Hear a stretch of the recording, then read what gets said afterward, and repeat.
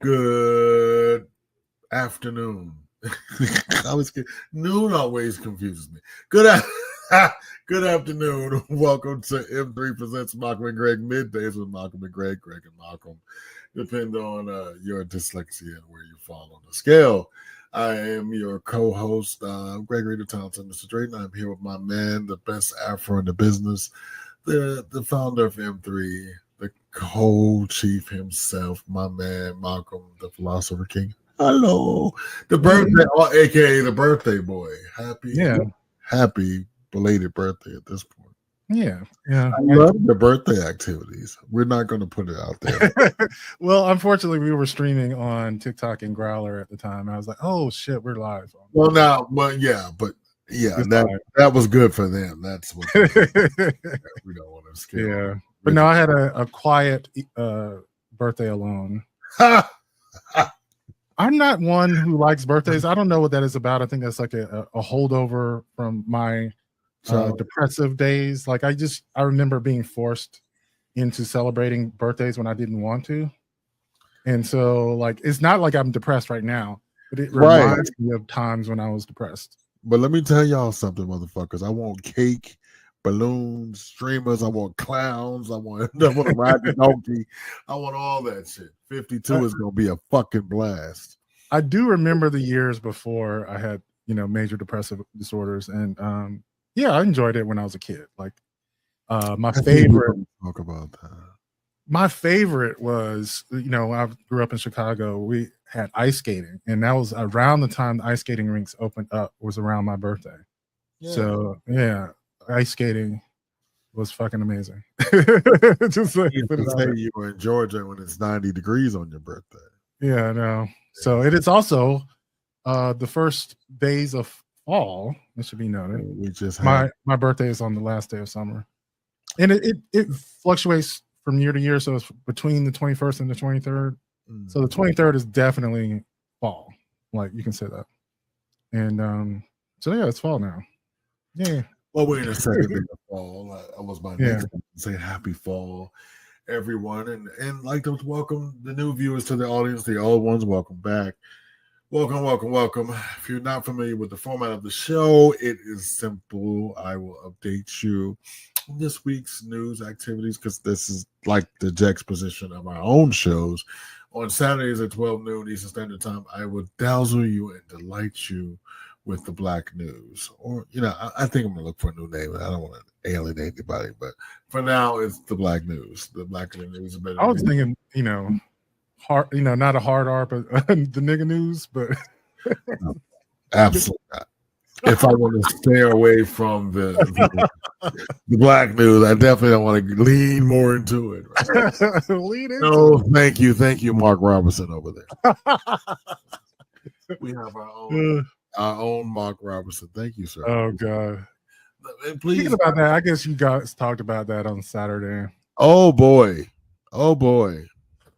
Mean, honestly, I never actually saw a picture of him until the scandal came out. And so you're like, it's okay? Is that what you're doing? Oh, yeah. He looks gross. Oh, so it's not okay. I like guys his size, but he just looks gross. Is it the misogyny or the internal racism? Which one is gross? I think the racism was the one. The idea that he's like, some people need to be slaves. I would like to buy a few. Something like that kind of got me. Well, and listen, America, here's the thing. If you are against something, fine. But don't be for it in private and against it in public, because it will come to pass. People are going to find out that you like transgender porn.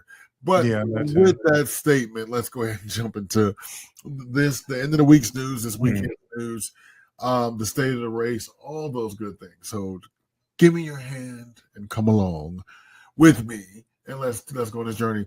So in news overseas, because it's escalating exponentially by the hour, there were more than 1,000 bombs dropped this weekend on Israel. Most of them were stopped by. Now, who invited him? What that sign say? Malcolm and Greg. You're welcome to come along. I thought I would just crash, but look, if you right to leave, fresh ball head. Let's just post. Don't not even on time, America. That's my problem. That's funny. You gonna crash? Wait a minute. You gonna crash and not be on time. It's all good. Let's keep going. We only got now. I got to start over. So, ladies and gentlemen, welcome to Malcolm and Greg plus Thick. Okay. So now we got to change. You need to do this in person one day. You need to just drop by, just like, hey, what's up? Right on the porch. I'm gonna throw a rock at him if he shows up. My office is right beside the porch in the front, so I'm gonna open the window and throw a rock out the window. No, welcome. We appreciate you, brother. Welcome so much. Thick night. Yeah, I just finished talking. Well, the thing is, I post the links in case you can't make it, Greg. So, I mean, that's like my backup. Like Devon's our backup in case you're out. Well, I can go if that's okay. I do have things to do, the war in you're talking about the war in Israel. Yeah, but let me go back and check out Devon again. Because I'm sure you guys are talking about Agatha all along. And today it's on my assignment sheet because I don't have to work tonight. So it's on my assignment sheet after I watch Rachel to watch Agatha on. So get your Disney Plus. Now I ain't fucking with Disney Plus. I'm borrowing somebody's because I don't want to go to Disney World and trip and fall and can't sue. So that's fucked up. That's real fucked up. Yeah, so I'm not signing that thing, yo. I'm just letting you know if I trip and fall, we getting paid. I'm gonna have me a Mickey. I'm gonna have me a whole Mickey Mouse suit. We can talk about play. That's funny. Not the lawsuit. I just want a Mickey suit. Anyway, so we were talking about the escalating war overseas. There were over 1,000 bombs dropped. I got to go back to being serious. There were 1,000 bombs dropped this weekend. Most of them were rebuffed by the Iron Dome system used by Israel, but they were kind of ratcheting up the rhetoric in the war the whole time. And it is believed that Bibi Netanyahu has encouraged this because there is a vacuum in the United States because we're picking a new president. And our old one is kind of a lame duck president. He's not going to do too much. And then there's that period where we pick a new leader and, we have to wait till January. So nobody wants to kind of rock the boat. But according to the White House, President Joe Biden, yes, he is still the president of America. Relax. Old man Joe got it. He is still pursuing an avenue of diplomacy. Malcolm, what do you think this pending war? Now, this is also an offshoot of we talked about on my show, 12 Noon Saturday, the Black News. We also talked about that dope ass James Bond shit thing. They did when they put explosives in the pagers and they blew up niggas all around town. You just buying fruit, boom. Touching a melon, boom. And then it was crazy. Then they did it twice in a 24-hour period. And then, of course, there were missile strikes coming from Yemen, and they just did airstrikes over the. So, they have jet fighters, and they targeted about 1,200 facilities. It's all out war at this point. Yeah. Wow. I mean, both sides are. I'm not a proponent for war. I think I'm not, but that was some jazzy shit. No, it was jazzy. It was something like out of a Bond film, it's hard to believe that they actually pull it off. I think it was 4,500 explosives between pagers and walkie-talkies that they intercepted. Because they had enough spies in their country to get the shipments, intercept them, plant bombs, and had it where they had no idea that they were holding a bomb the whole time, and then just set them off. So what was crazy, the first set of bombs just injured a bunch of people. Then they started having funerals for those people who were killed, and then they blew up some more bombs to kill even more people. Yeah. So, I don't. As long, America is this whole. We are. I ain't gonna say we shitballs on this whole thing, but we're like, okay, as long as we're not providing anybody with anything, you know what I mean? Because actually, what people don't realize, Joe has kind of not shipped anything recently. We have agreements to ship things already from previous. They've delayed some of them, yeah. Yeah, they delayed. So I don't know, but the thing is, it's not like a gift. They pay for these things. Yeah. Like, I'm gonna tell y'all something in case you didn't know. Thick Israel got money. Oh, I knew that. Israel orders a large fry. Let me tell you, they got money. Also, and this kind of overlaps into the state of the race. So, in case you were under a rock, the North Carolina candidate for governor, Mark Robertson, Uncle Ruckus himself. Don't trust them niggas over there. That's just terrible, man. He's worse than Uncle Ruckus. That's what's so crazy. Very much, yeah. He's like I wouldn't believe it if it were in fiction. Like it's that bad. Yeah, it's funny. It's like this week in the election, like people can't even write this shit. And somebody said if Malcolm as a writer, if you would have written, they'd be like, nah, it's beyond the pale. Nobody can this. There are cases like that. I remember like historical dramas. I'm going on a tangent, but thinking about the movie Gladiator, the original, I don't know, like the sequel's coming out soon. There were certain historical facts that they left out of the movie because they just seemed ridiculous. And one of those facts was that the gladiators themselves had product placements. Like when you would go kill someone, it says, buy this olive oil. Like people thought it was like ridiculous. Yeah. It was also a capitalist venture. If you didn't know, the gladiator fights were a way for people to make money. And they took it out of the movie because people thought it was unbelievable. It's like, no, that really happened. That was for me, think they always leave out the sex portion of Gladiator. They fucking.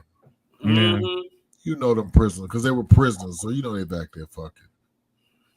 I wonder what. Yeah, no, they were sex slaves on top of that. Yeah. I mean, they were pimped out by their owners because most of them were slaves. Yeah. Did they get their lube from Diddy? Oh Lord! I mean, not a lie, but yeah, that's part of it. Like they would do product placements for oils because they were oiled up and shit. Okay, and then they would fuck for money. Yeah, they were. Now, men and women are just men. I think it was women that they were mostly pimped out to. But yeah, at least. Yeah. Think now I'm sad. I mean, even sadder about their concept of homosexuality was like it was okay as long as they were underage, which is really fucked up. Oh wait, no, I'm no longer sad. Sorry. They had a different view of sexuality back then. Greg is going to back up his sadness and say no. No. Well, no, because remember they did make eunuchs. That's what the whole thing was, when they would either castrate or crush the testicles of young boys until they wouldn't grow up. Yeah. And part of their psychology was that molesting young boys would make them into men. Yeah. Holy moly, was that it? Yeah, that was it. Oh, yeah. DJ, good to see you, my friend. I get to see it. I guess I gotta stick with this little because I'll never get to see this little black. So this is the thing about homosexuality. The way that we perceive it now is that we actually want it.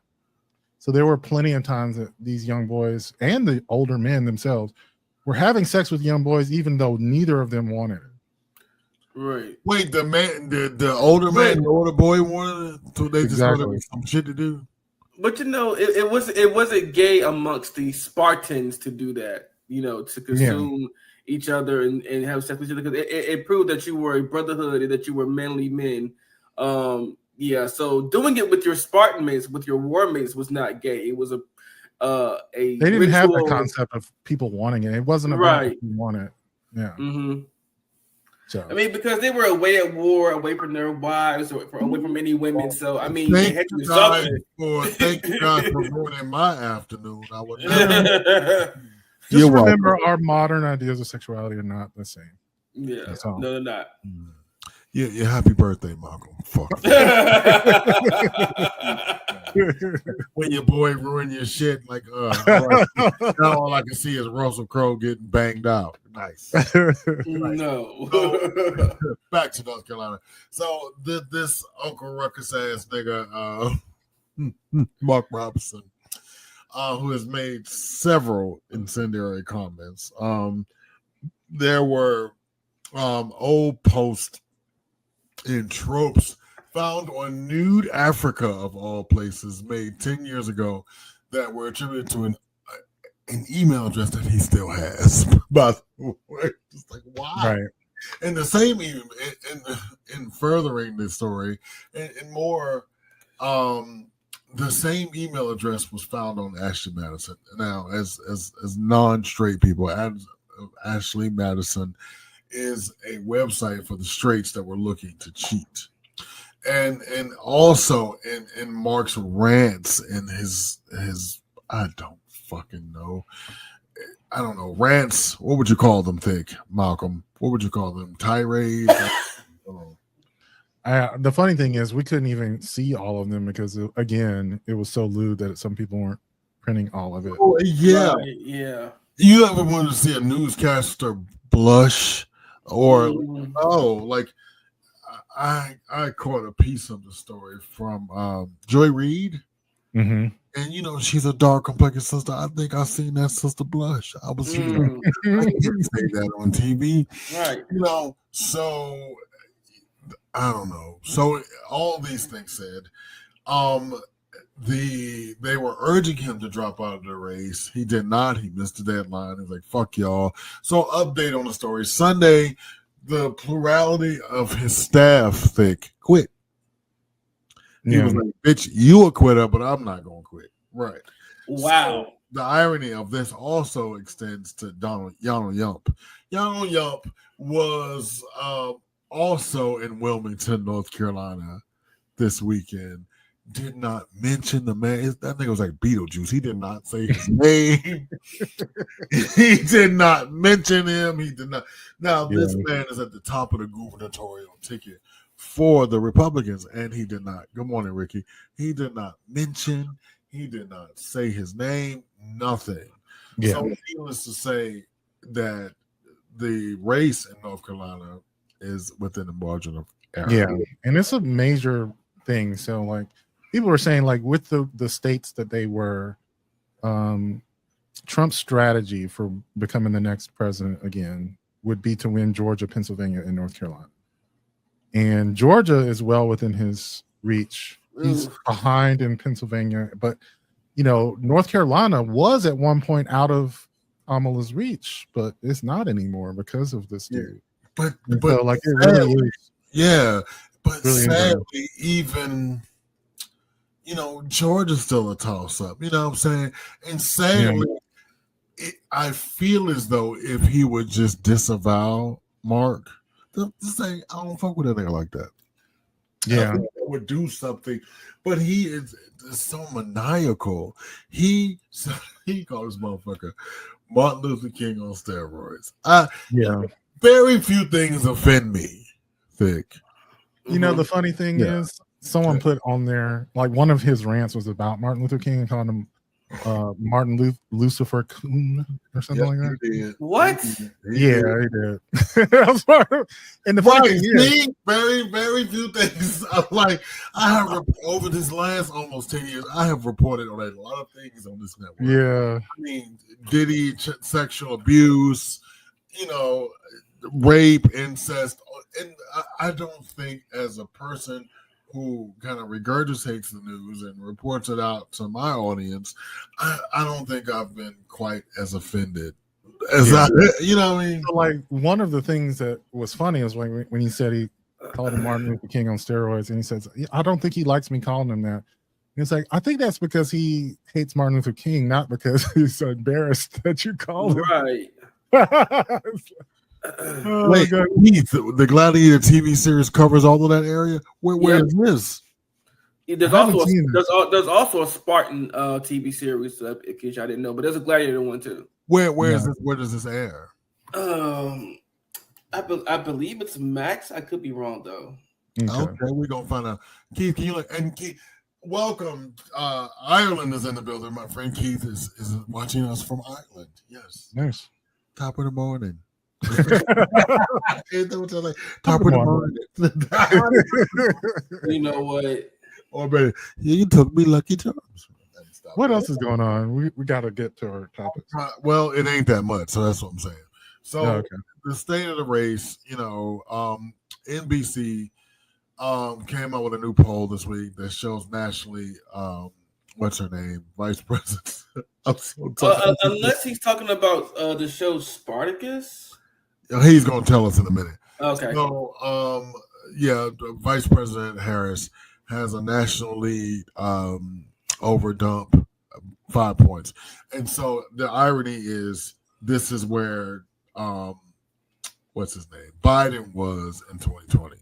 So CNN came out with state polls. I'm trying to hurry this along, sorry. CNN came out with state polls, and she's within the margin in Nevada and Arizona, but she's pulled ahead in Wisconsin, Pennsylvania, and she's well outside of the margin in Michigan. Right. She's within the margin in North Carolina, and she's within the margin in Georgia. Right. Which Biden was not. And then Steve Kornacki, Steve Kornacki, you know I have such a crush on Steve Kornacki. Really? Mm-hmm. Those goddamn khakis. That's true. He does have that dirty shirt and that, like he'd been up all night or some shit, that dirty ass shirt. I did notice he got a little booty though. Yeah, he does. And now he got a boo. He getting some dick. He's getting a little bit. Wow. You wanted this, Thick. You wanted this. Oh, God. Okay. Go ahead. No, he said, yeah, that's it. Spartacus, thank you. It's streaming on Stars and Apple TV. I remember that. Yeah. Okay. Yeah, I gotta go check that out. That was a good show. I watched the first season, I think. Okay, I like gratuitous violence and sex. So lots of it, yeah. What's I say? So if we go ahead. Oh, so I'm about to say, if you got Netflix, you like gratuitous violence and sex, go watch Twilight of the Gods.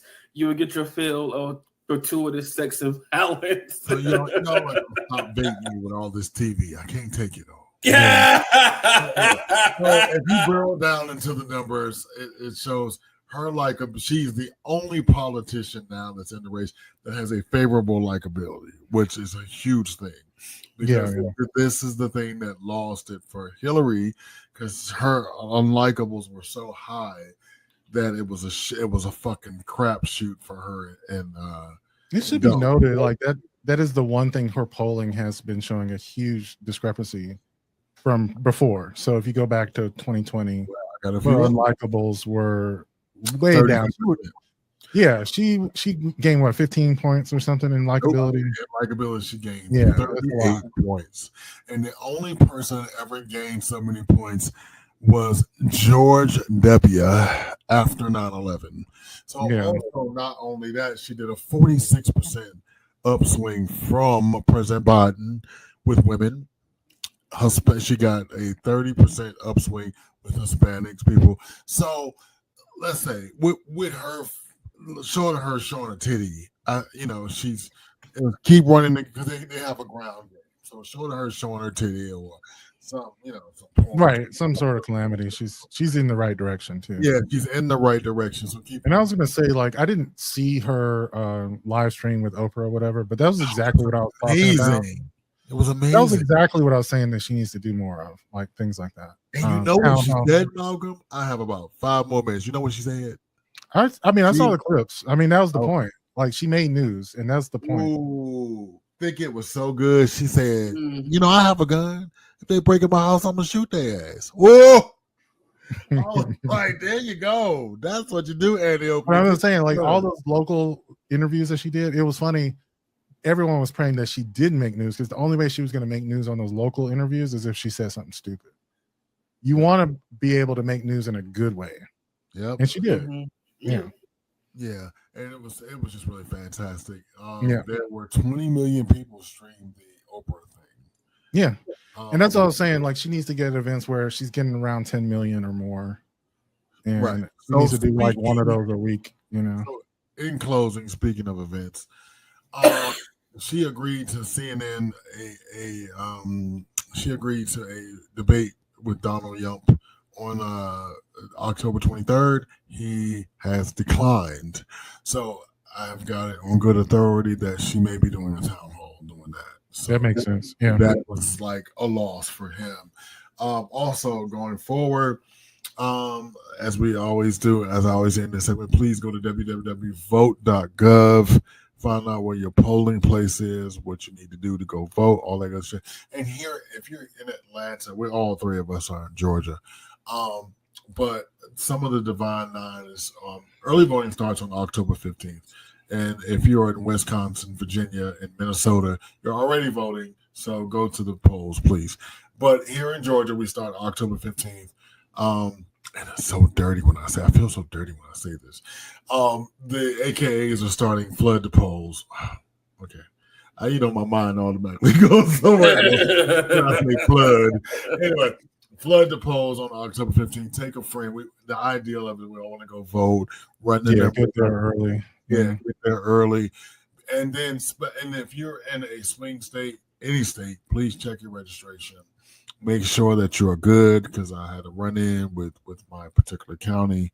So, you check your little thick registration down there, because you and I are in the same county, and they're shady. So go ahead, check it. Malcolm, I don't know what your county is, but you're in Georgia. Check it. Get your mamas to check it.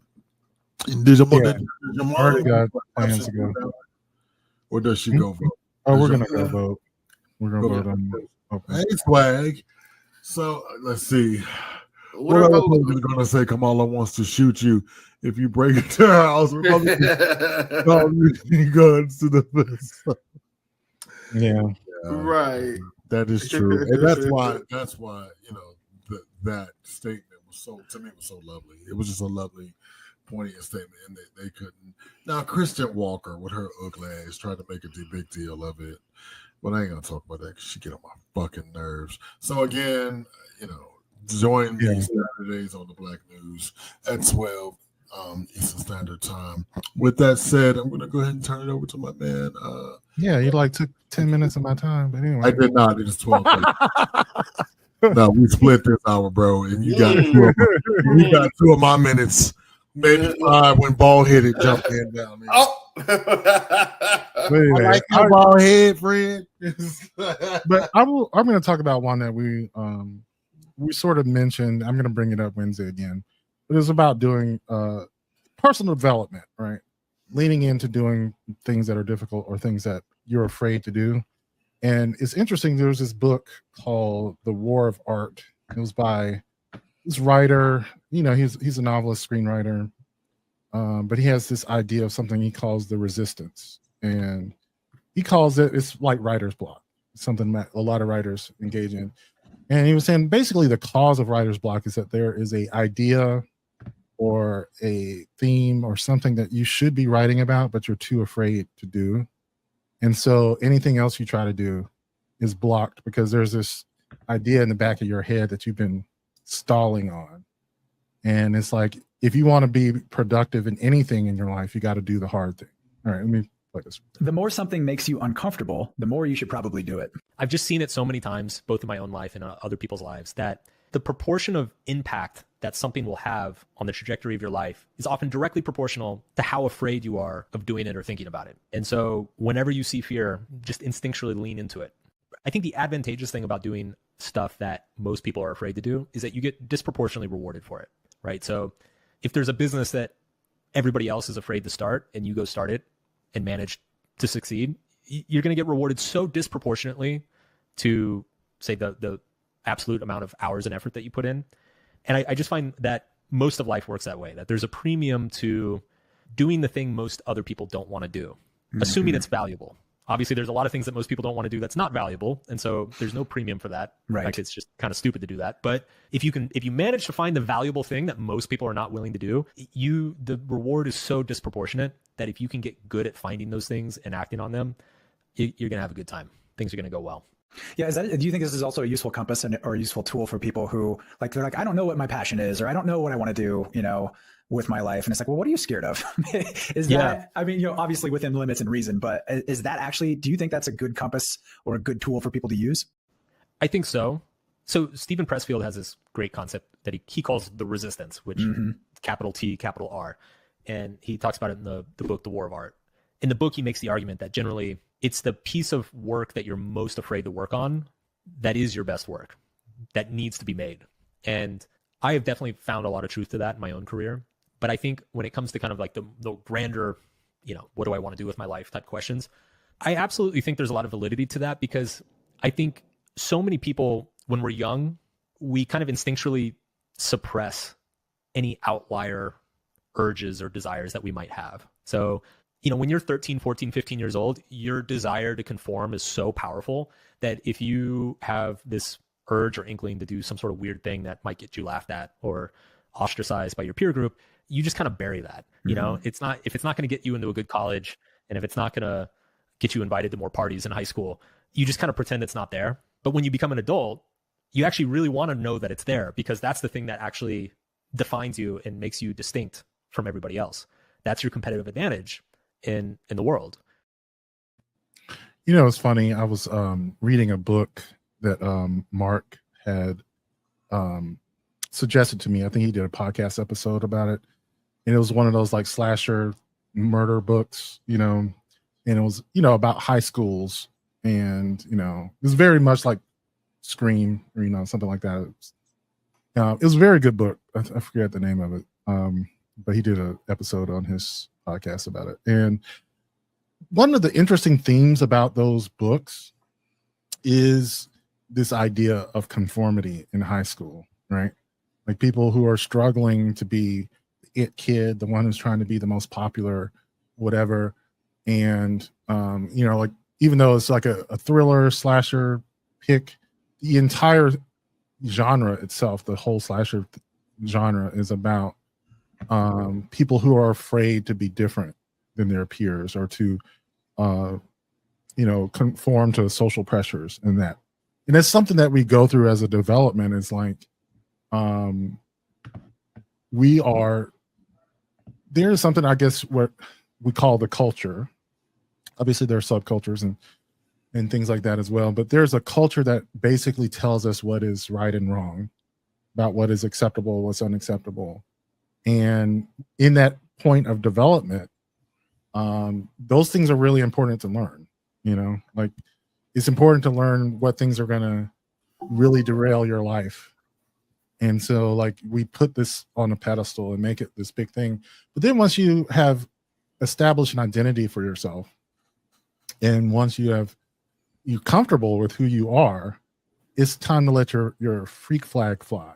Like, it really is.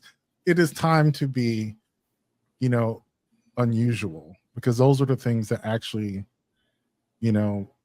or get rewarded. Because if you're just being like everyone else, I mean, I guess you could be the best version of everyone else, and you will be rewarded for those things, especially like not going against the grain, like,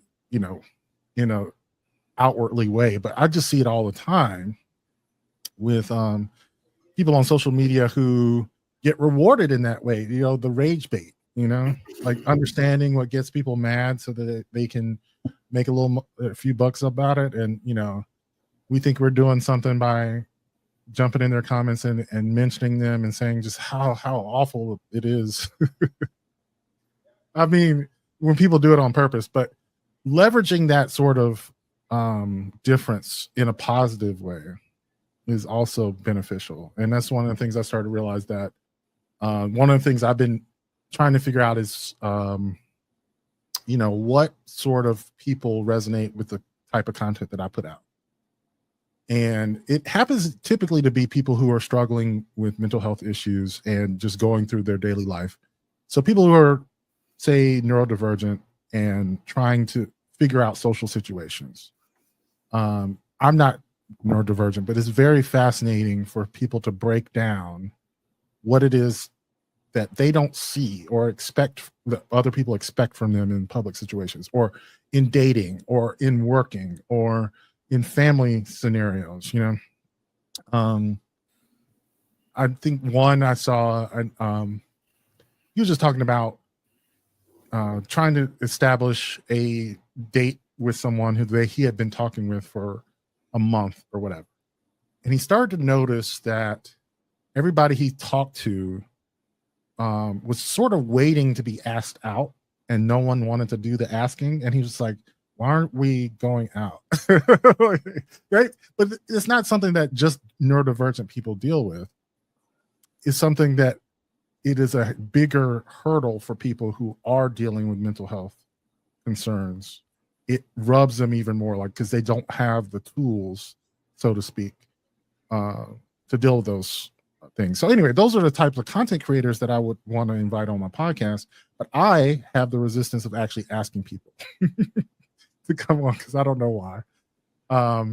But I guess when looking at this video, I realized like that is my spiel, I guess, is see, I of course I look at it a little bit differently. I think sometimes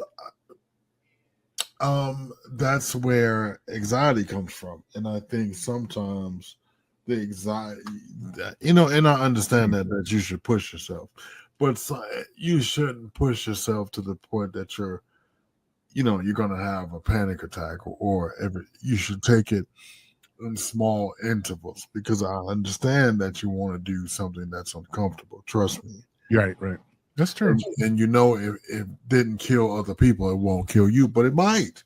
So yeah, that's true. Right. And so the thing that I disagree, the shit they said, because again, it is a little different for somebody who is a minority, LGBTQIA, because the thing that you may want to do, you're pushing against an entire society. Now, I'm not trying to say stay in your bag and stay in your corner, keep it over here and shut the fuck up. I'm not saying that, but I'm just saying sometimes there are higher consequences. Right, there are higher consequences, and sometimes you need to take things in small doses.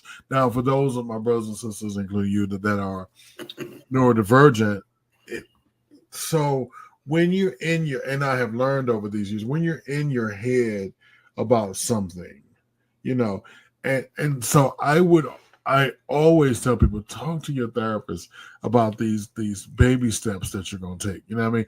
Because real quick, I know someone who, said, everybody, he was neurodivergent. Oh, you need to be doing this. Go out and meet people and date and shuck it. The man went out, he caught an STD, went back in, never out again. You know what I'm saying? Yeah. And it's like, and so now all we do is talk on the phone because he don't want to go anywhere. Like, I'm like, hey, such and such. And prior to, he loved the movies, he loved doing things, but and he I don't want to. Yeah, I guess I can. He was he had Asperger's, so he was on the other end of the neural spectrum.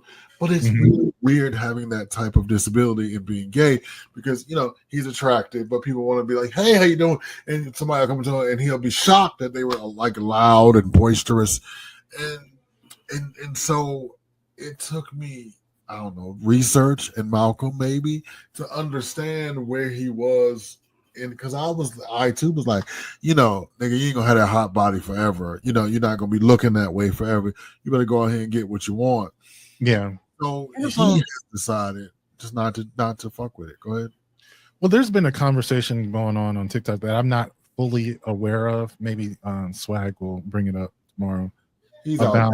Are you out maybe it's been about cashiers being polite when you go into the. Oh yeah, he is in that conversation. Okay, so like part of the conversation I think some people were having is like neurodivergent people who work in customer service may not want to welcome everybody who comes in, and I think people are going back and forth and saying like, another argument people make is like, you're not paying me enough to be nice to people. But then there was another conversation just saying like, you shouldn't have to be paid to be nice to people. Correct. And because correct. For myself, I definitely have social anxiety issues, right?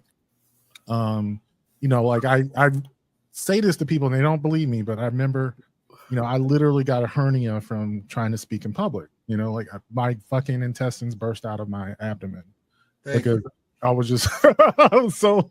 Yet again, I'm triggered today. Just the third. Right.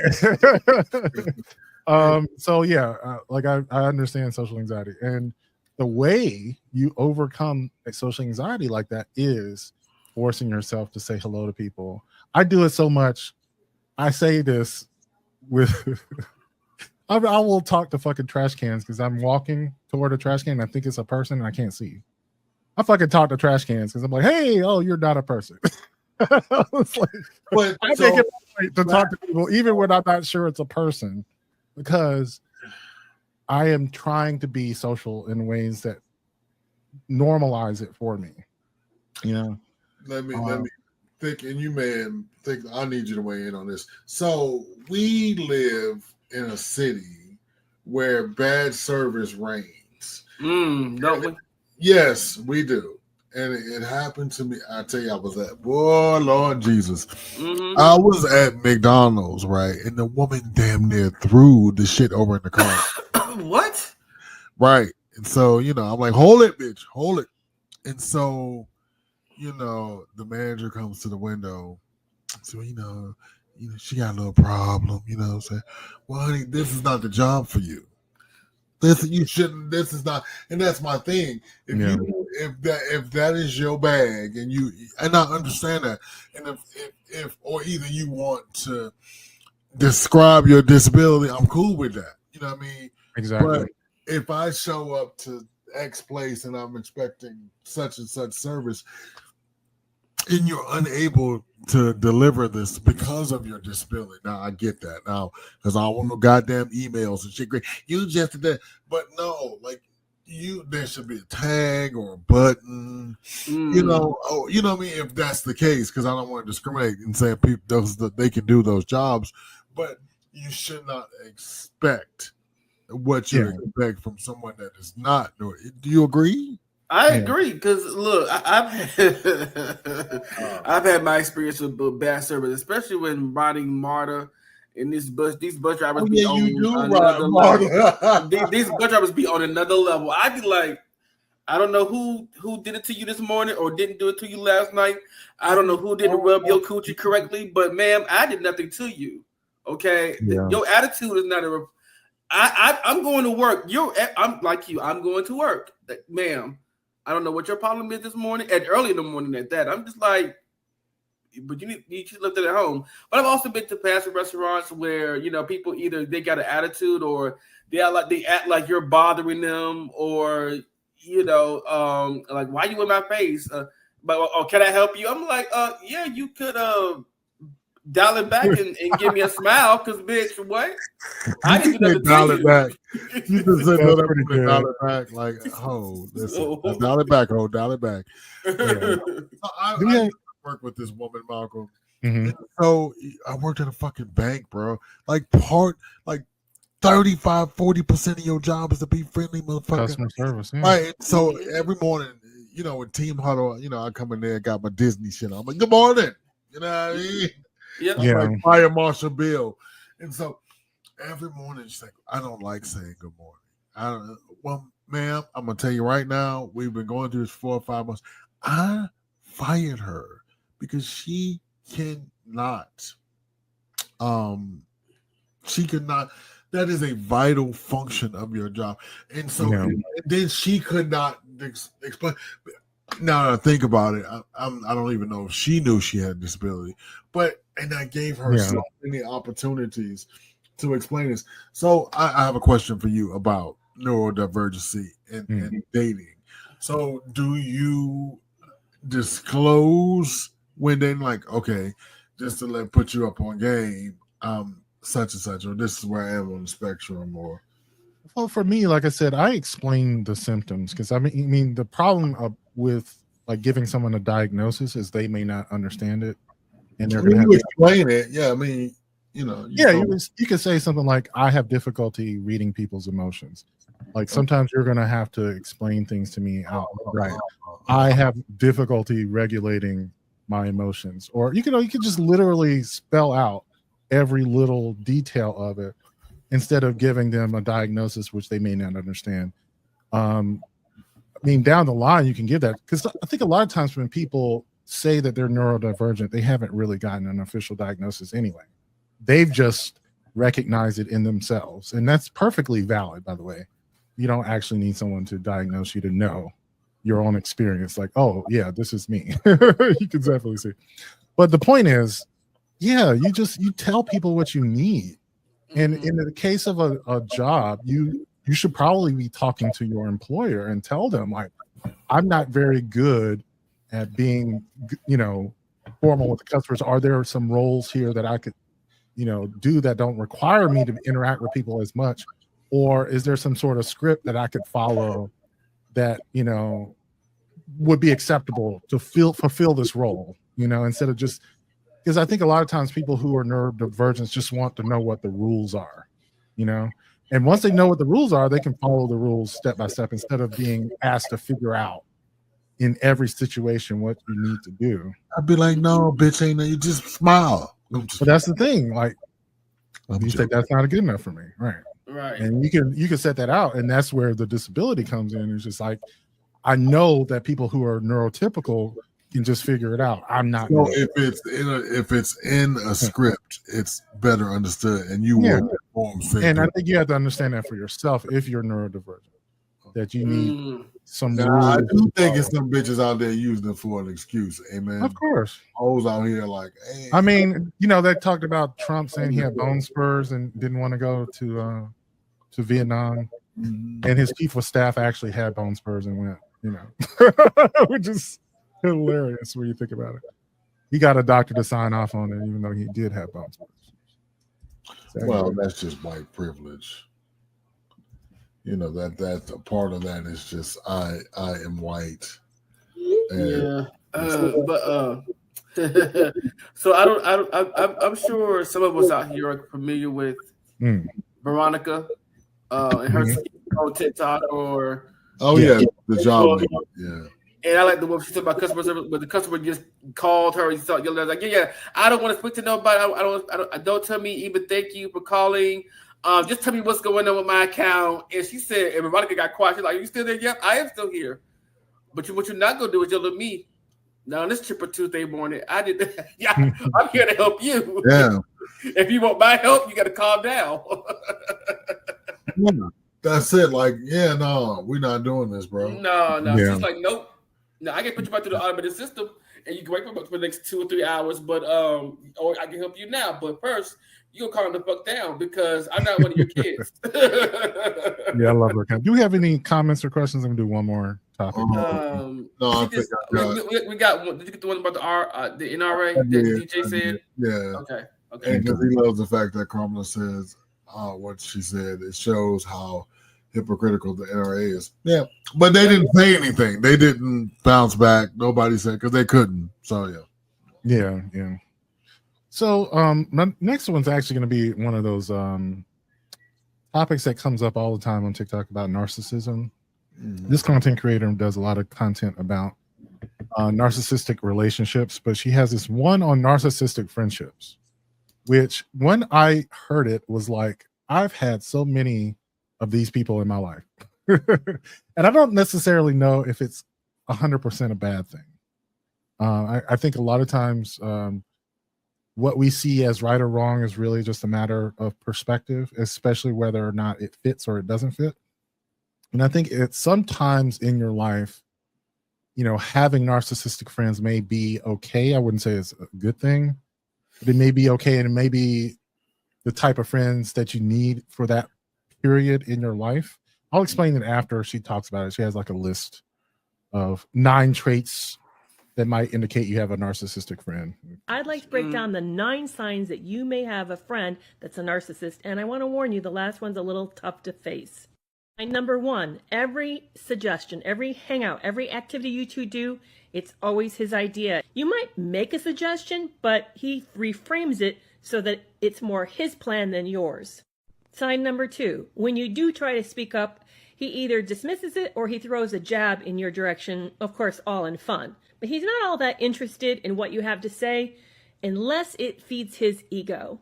Sign number 3, and here's kind of a tricky one. You feel like you're more when you're with him, even though deep down you know that's actually not true.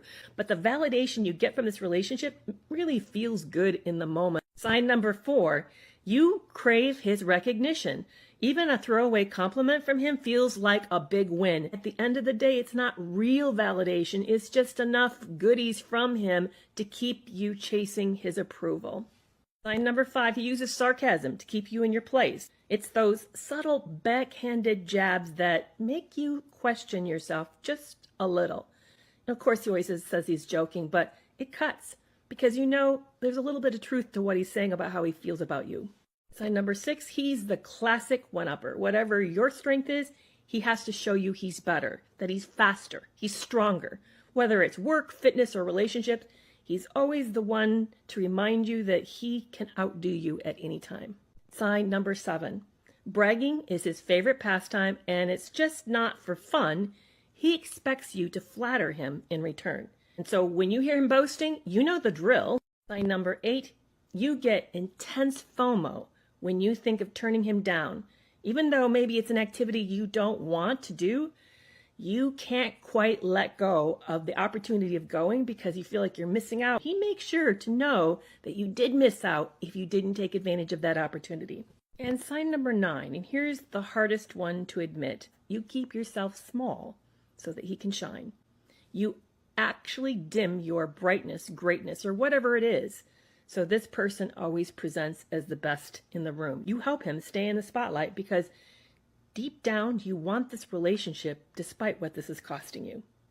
Did any of these hit close to home? And did I miss any? Drop me a comment and let me know what you think. Ooh, man. Yeah. Did that hit for you? Some of those did, actually. I thought it might. The reason why I say that it does is because what happens if you have a narcissistic friend is that you eventually outgrow them. There's a point at which, at a certain point in your life, where having a narcissist as a friend is actually nice. For one, they tend to be the type of person who wants to upgrade you. They want to feel important. Mm-hmm. And so they want to give you like certain compliments and say like, oh, here's this, here's that. Why don't you do this? Why don't you do that? You know, and sometimes that shit actually works. I'm just saying, like it makes them feel good to think that they upgraded you, right? They also want to feel like they have something over you, so they want to invite you to things that you normally wouldn't have access to, you know, and they love the feeling of gratitude that you give them for like giving you access, you know. And guess what? Mm-hmm. It's genuine. Like you really do feel grateful. Like, oh, I get to sit with the cool kids. Oh, man, what's going on? You know? It's giving very Mean Girls a little bit too. It is, but I'm just saying. And the reason why I say that is because you know how Regina George would invite what you call it over. Oh, you can sit with us, but it's not what you think it is. It's just to embarrass her or to know her weakness so she can embarrass her later on. It's giving very Mean Girls. I was like, wow. Yeah, it can be like that. But see, a good narcissist knows how to keep you on the hook in the sense that they are going to put you down so that they always feel superior to you. Yeah, not so much so that you actually run away. You know, it makes me remind myself of when I was with my last partner, and I told them that I'm going to there was something I wanted to buy, like one of those things where you cut vegetables real easily. Because I can tell you when I cook, I'm not good at cutting vegetables. My vegetables like something else. So I was gonna get one. And I told him, I'm gonna buy this, and it's a good deal. No, don't go buy that. I can get somebody to get it for you cheaper, and this and that. No, you shouldn't buy that for yourself because you don't really cook anyway. But you shouldn't buy it. I'm just like, fuck? Damn, he a hater. Right, like, sir. He can't get you a fucking Ginsu. He's a hater. Right. I was like, how you against that? Like, That was like one of the best things I ever bought, like making salads. I'm gonna give me. I'm gonna give me one though, because I'm not good at. If I'm not good at cutting vegetables, at least I can do something. Yeah, that's salad shooter. It's called a salad shooter. I found one like you just press it. It's like you lay it on top and then you press it down. Yeah. As it goes through, it cuts it into little pieces. So I did hear what she said. So, but I'm not making excuses. The audience is huge, by the way. But like what what I asked myself, what let's say me, what role do I play in enabling this? Because it sounds like the person, the other person on the other end is a willing participant. Then is it bad, or is it just another? Well, here's what I was saying. It doesn't matter. It doesn't matter if it's good or bad. In fact, what I was saying is, as a person who accepts it, because you are playing into it, right? There's a point at which it is acceptable until you grow as a person, and you have now outgrown this narcissist. And as you grow as a person in your self-esteem and your likelihood, those put downs feel a little more cutting. The person making the choices about every activity that you engage in feels a little constraining because now you have your own ideas. And so eventually that shit gets tiresome. And what I'm saying about this list is it's okay to be who you are, even when you're not where you want to be, And so this narcissist might have been a good friend for you at this point in your life, but recognize you can outgrow people. You can outgrow. Keith makes they were good.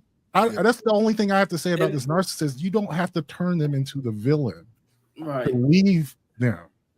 Right. And Keith got a good point. They are good at bringing you in there and then holding you at arm's length when it suits them. Right, and that's exactly what it is. And that's my issue. We do not have to turn narcissists into evil people.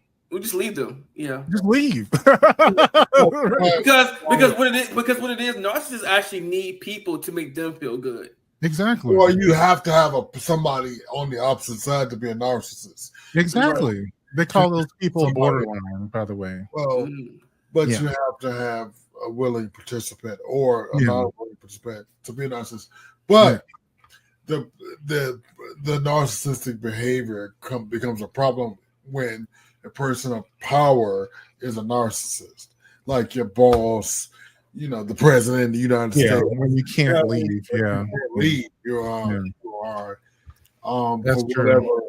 For whatever reason. And then narcissism paired with some other negative traits, they call it the dark triad, which is Machiavellianism and I forget what it is, pathology, basically sadism. Like when someone actually gets off on hurting people and actually gets off on manipulating people, and then you add narcissism in with that, that's when you get dangerous people. Yeah, and so that in my head, that's what BDSM is all about. Right, but narcissism isn't always paired with these other traits, right? Like sometimes it's just about them wanting to feel important. Yeah. And so they want friends who are kind of beneath them in their mind. Okay. So that makes them feel better. All right. People they can kind of manipulate and control, and even sometimes upgrade. Like I said, make them feel like they're doing them favors, making them feel like they're important. Wow. So like when someone has been that in your life, like give that some honor. Like say, you know what, this guy was a narcissist, but he did make me feel better. He actually did encourage my writing, or he did encourage me to do this and that. Like that's not necessarily bad. And that's all I'm saying is like I don't. So of course, I'm thinking of the other end of this. Yeah, the other end of this is, just kind of guard. I think it's important for people just to be who they are. I think that is the kryptonite to a narcissist. If you stand 10 toes down, stand exactly. Down, that is just because it's an antithesis of what a narcissist is, because they want you to emulate them. At the end of the day. Yeah. So I guess in closing, my advice would be just and they generally come into effectiveness when a person does not know who they are.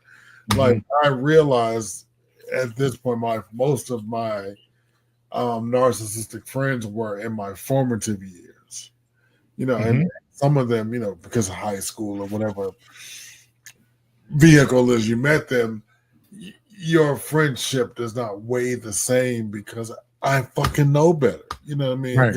No, I'm not putting up with your bullshit. You know what I mean? They'll find someone else. They'll find right. Yeah. It's pitiful. Right. It is pitiful thing. But you know what? Sometimes, and you know what? So I ran into a situation where I stopped being friends with someone, but I've had other people still be friends with them.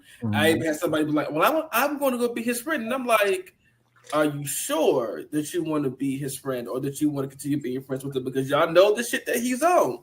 They're like, "Yeah, we can handle it." Okay, all right. Yeah, you let them do that because let them bump their head. Yep. Yeah, because the thing is, part of your growth comes from outgrowing people like that. They are the catalyst that helps you grow sometimes. Yeah. When you recognize you don't need them to make you feel better anymore. Because that's part of what gets them off is that feeling of like when I'm around them, I feel better. I feel important. I feel wanted. I want, it helps you grow or catch a charge. Either one. Either one. You're right. Either one. Pick one. Let's face it, the people who want to be that person, like who everyone likes, there's a reason why you're just like everyone else. Like you're not special. I'm sorry. You fall for narcissists just like everyone else does. So. And what's funny is that when you do outgrow them and you separate yourself from them, or you separate yourself from people they're around, they act like you're the weird one. Like, well, you acting funny now. I'm like, no, I just outgrew. Exactly. It's all subjective. Yeah.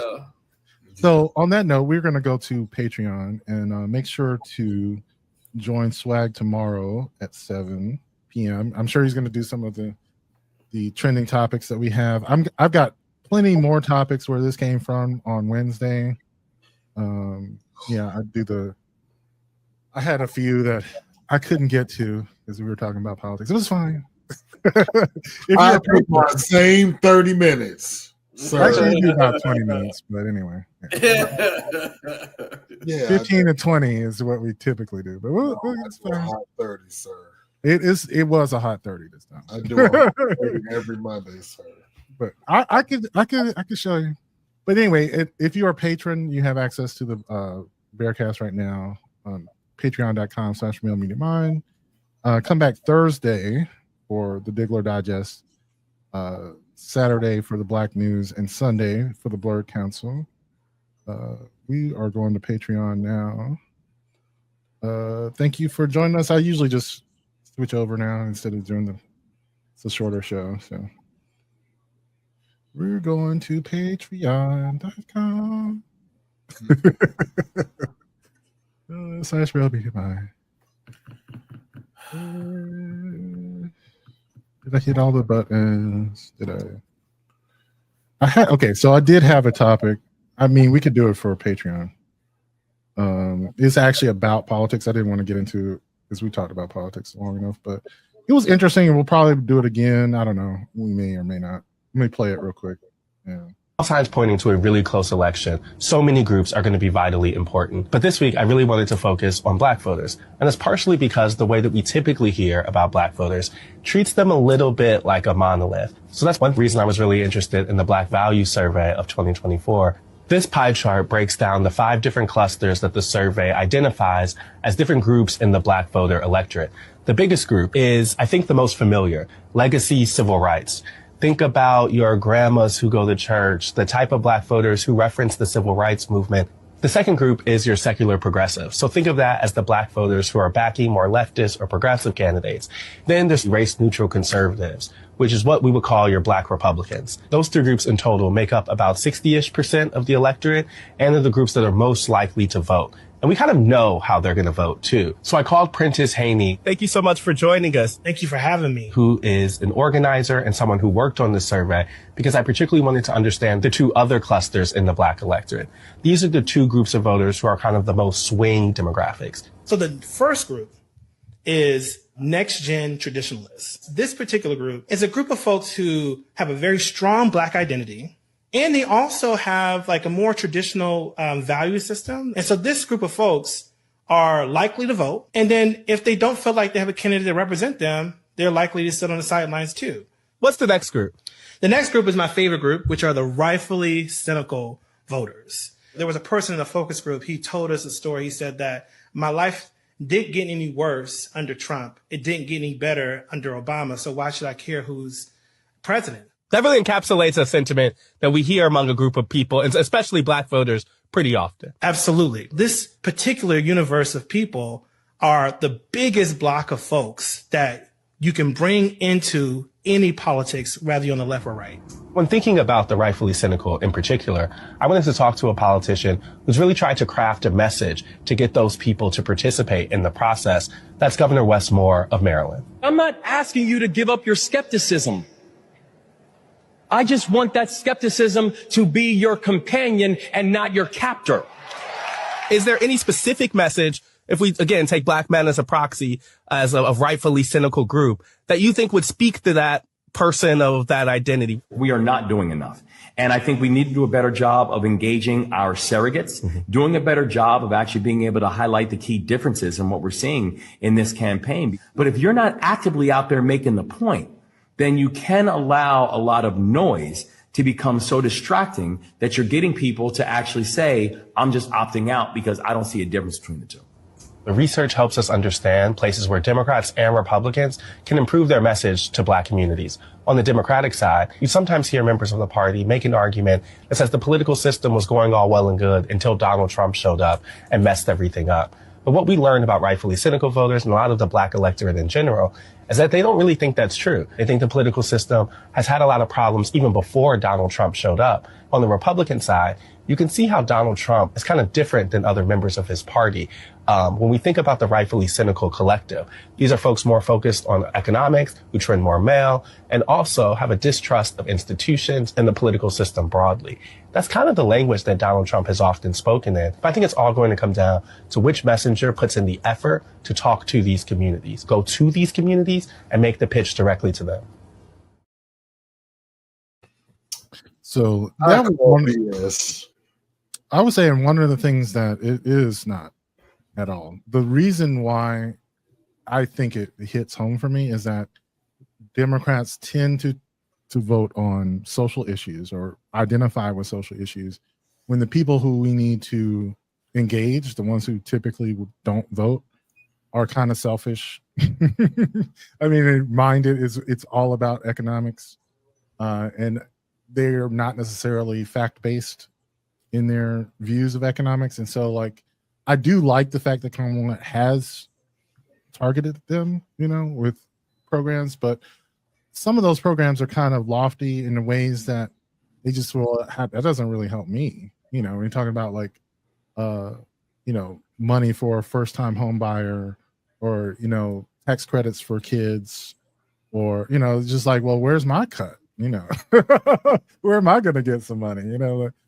I think the one that does hit home would be with making rich people pay their fair share, I suppose, which is kind of a good contrast as well with Trump, where like he's clearly indicating that he wants to do tax cuts for corporate donors. For obviously, like he'll have a room full of billionaires like, I'm going to cut your taxes, just say so. And Kamala was trying to find a way to tax people even on capital gains that they haven't sold, which is crazy, but also like a thing that should appeal to some of these voters, right? The 40% of Black voters who typically are not in it. So, they put it down to like, about half of Black people vote. And they typically come from, like they were saying, that other half of the thing where there's a huge middle ground that typically votes Democratic because they have a stable Black identity and identify with civil rights, for instance. But then there's, people on the far left and far right who, vote in a different way. But then you have your what they were calling like Gen Z traditionalists, those who probably would be Republicans if it weren't for the fact that the Republicans are racist. And then your sort of cynical black voters who could be either or. They might vote Republican, but probably wouldn't. That issue with them is more just getting them to vote at all. Although some of them might vote. But anyway, it's interesting too because, like they were saying, because men are trending so much more for Trump than in previous elections, and women are trending much more for Kamala. The numbers for black women are not moving, right? But the numbers for black men are. And for that reason, there is a larger proportion of black voters voting Republican than any time in my lifetime. What, the 7% is 7% more than your lifetime? Yeah. I mean, for the most part, it was never above 10%, right? George Bush got a lot. He did, but I'm saying, like, I need to take a picture of the script when I do the call, because the actual numbers are in there. So there is a drop down box for each. This is really interesting. There is a drop down box for each person that you get.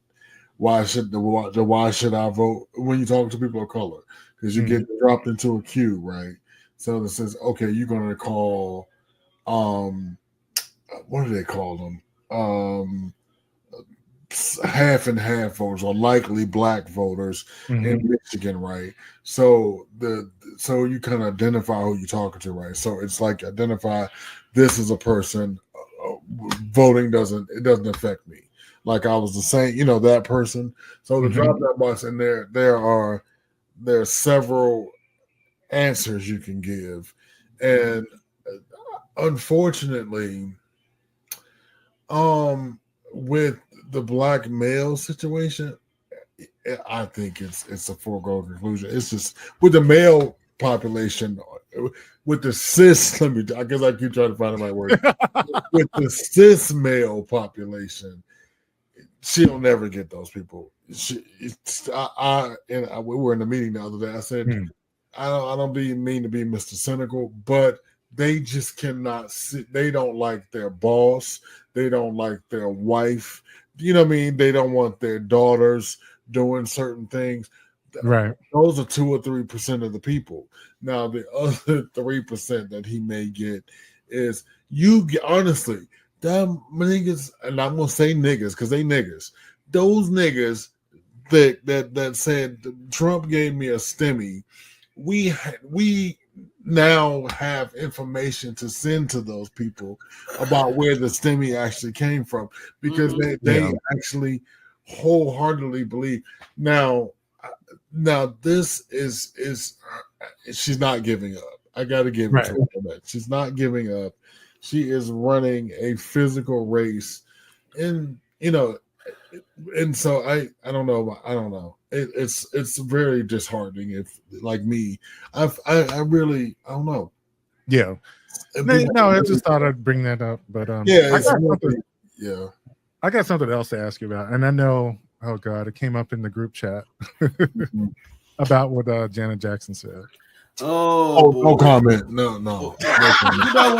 You know what? Here's my thing. People took something that wasn't true or wasn't thoroughly panned out because they only heard what they wanted to hear, or they edited it in parts or whatever. But I'm not mad at Janet for nothing because she didn't say nothing wrong to me. I don't know. I can't. And the reason I said no comment, I don't know how to take. I don't know if it's the way the reporter wrote it. Yeah. Because right. Yeah. What was the context of the interview? Like, why was she being interviewed? You know? Well, it's an election. She's on tour. She has a huge following, I mean, she still has a voice. And also, it was around the time that her brother just died too. Yeah, I was thinking that was the context. Was Yeah. Tito's death, right? Man, I don't know. I would like to say she's busy, she's not informed. She gone. And I in my I want to still love Janet head. That I want to say. You don't want to know more. One, I stopped. Right. Because sometimes ignorance is fucking bliss. Right. I agree. I had to do the same.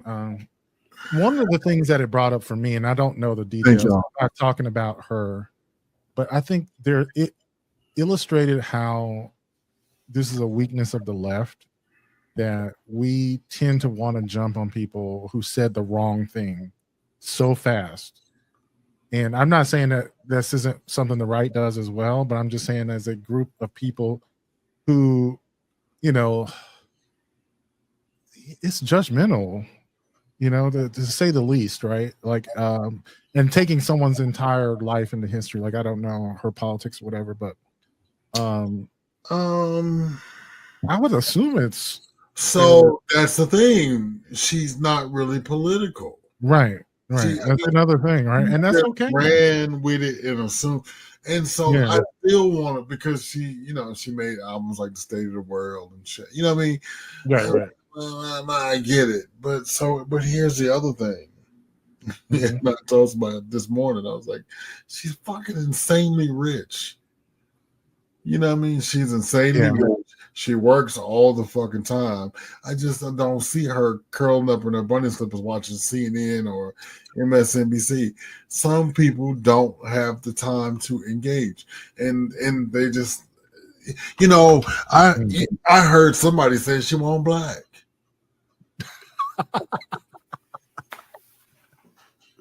Yeah. I was getting right, and then they would automatically brand her a Trump supporter just because she said that. I'm like, right, y'all are the most easiest people to piss off, but then at the same time, y'all don't give a fuck either. So, right, exactly.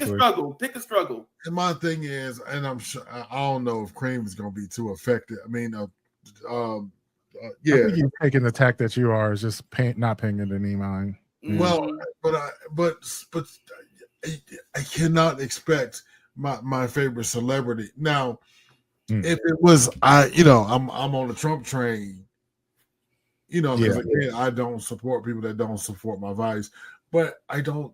You don't think that it doesn't say that at all, right? It doesn't say that at all. I think it just says I heard. It does not say I believe. There is no. Yeah, right. But does that, to me, yeah. So I agree with everything you said. One of the things I was going to say is that not everyone needs to be into politics either. Like you really don't have to be up on everything. It wasn't something that she volunteered. It was something that she was asked. I don't feel like it is everyone's responsibility just because you're famous to have an opinion about everything, right? And I don't want Janet Jackson in my politics. Right. Bitch. If you don't want to be a part of it, don't be a part of it. It's fine. And I think it was kind of a gotcha moment. I think, of course. I mean, whoever did that interview has their own incentives, right? Well, now she's fucked. She should have just came on and said the exact opposite, because her silence. Well, yeah, her silence. The thing now, what the problem is for me at this point is her silence is deafening. Right. I mean, you're not pushing back. Allegedly, you fired the man that put out the apology, and no, we don't know any of this to be true nor false. But like, it is important that my problem with her, and let me tell you something. We by ourselves at this moment because I stopped my streaming. I'm gonna say. I fought her, and she is ugly at controlling a narrative. You see what I'm saying? This is just one of these things. I'm going to separate the art from the artist and just keep on going. But she said something off color, and whatever. Now she's back in. She just got out of hot water. She just got back into favor. And now what's gonna happen is people gonna stop buying her shit. They're gonna stop going because they're gonna think she's a Trump supporter. And then she gonna come back complaining, you guys. You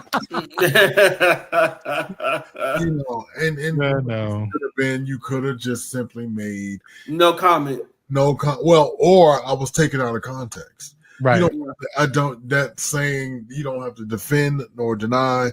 I was taken out of context because it is very, what was printed is very subjective. Right.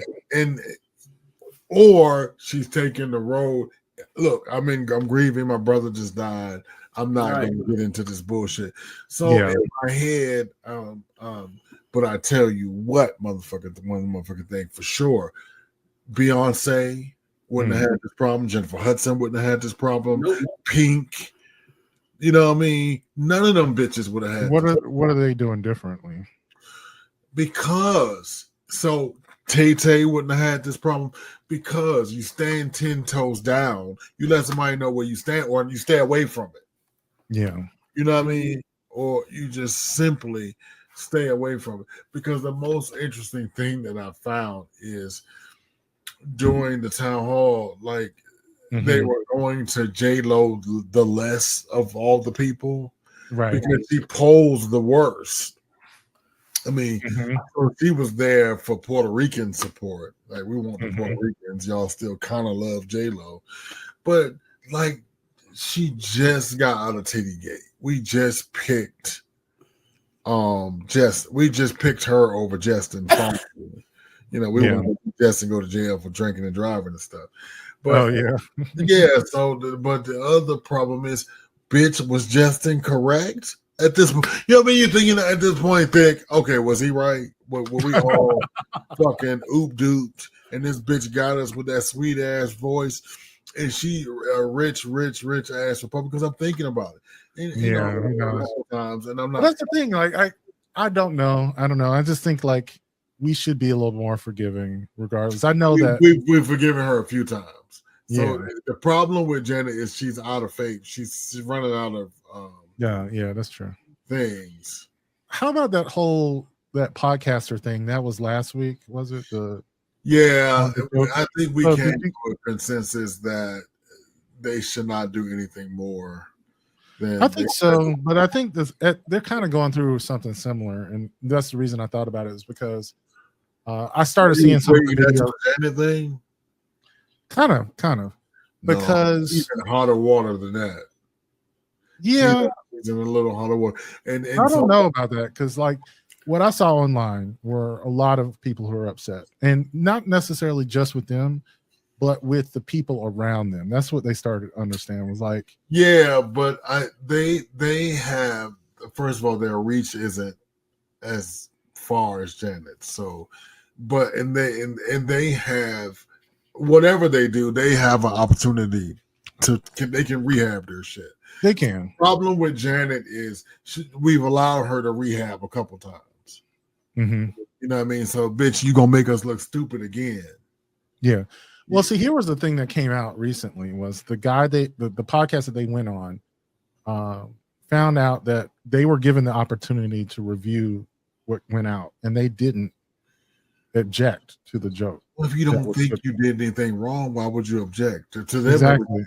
But that could be cultural, because they're from the UK. It could be just but that's what we're saying. It's not necessarily just them, but also their entire team. Like they have editors, they have, handlers who also could have just been like, this part, because they did take out certain parts.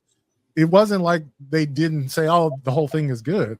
There were parts of it that they objected to that were not this really offensive thing. That is also a matter of judgment, and so I'm just saying that you got bad judgment. Yeah, and I would just say, like, we all get a pass. Like, so you get one thing. I've cost right, but that's what we're saying. Like, their apology was like in the moment, it was fight or flight. But we were saying when you were out of the moment and you were given a chance, you said it was okay. Well, because you left it in, because it's a 1,000 reasons why you could have left it in, but you left it in. It went out. I'm just saying it kind of negates some of your apology. Yeah, it does. But then the other thing is, Janet is in a whole nother thing. No, I'm just saying, like, it's just in general. I'm not saying about them in particular. I'm thinking about us as an audience. Yeah, and maybe maybe she's gonna be like, okay, my brother died. I didn't. That would be an acceptable excuse to me. It is. Like if she come on and says, my brother died, I was all fucked up. Don't. My understanding is that they were close, right? Yeah, they were very close. Yeah, that's hopefully, Janet. If you get this, somebody sends you this. Listen, girl. When you feel better, just say, "Listen, I was in the morning. My brother just had a heart attack on the road. I think he wrecked his car from the heart attack." And we will give you, we will give you grace. You lost Michael, you lost your daddy. This. And now they're interviewing this bastard child that Joe had. He done wrote this book, thick. And that Catherine will call her the bastard, the baby. So you're going through it. Yeah. I love Janet though. I don't want to have reasons not to. So again, I'm gonna love Janet's music, but I ain't got. That's a good point. I don't know anything about her. Yeah, that bitch could be the killer. You know what I mean? That's a good point. I say I love Janet's music. You're right. Yeah. And that's what But people like Cream and Swag as well. They are fans. You know what I mean? Like I said, she's on my rotation of like my cry list. She does. Yeah. The cry dancing, yeah. I don't even know what that is. So, and it's just one of those, it's one of those things that. Okay, it is 1:30 almost. Oh yeah, let's end it. Bye, patrons. Bye.